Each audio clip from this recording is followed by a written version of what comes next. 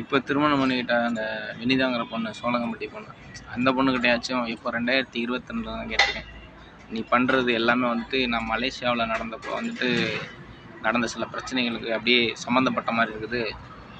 அதே மாதிரி இருக்குது நீங்கள் பண்ணுற ட்ராமாவெலாம், எங்கள் அம்மா பண்ணுறது, நீ பண்ணுறது, இதுக்கு முன்னாடி திருமணம் பண்ணி வச்ச பொண்ணு பண்ணது, இதெல்லாம் பார்க்கும்போது வந்துட்டு நான் மலேசியாவில் இருக்கும்போது வந்துட்டு சில ட்ராமாக்கெல்லாம் பண்ணி என்னை அழிக்கணும்னு நினச்சி கொல்லணும்னு நினச்ச மாதிரி நிறைய ட்ராமாக்கெல்லாம் பண்ணீங்க, நிறைய விஷயங்களை பண்ணீங்க, அது மாதிரி இருக்குது அப்படின்னு சொல்லிட்டு, அப்போ வந்து நான் கனவுல பார்த்தது ஒன்றே தான் பார்த்தேன்னா அப்படிங்கிற மாதிரி இந்த பொண்ணுக்கிட்ட கூட 2022 கேட்டிருக்கேன்.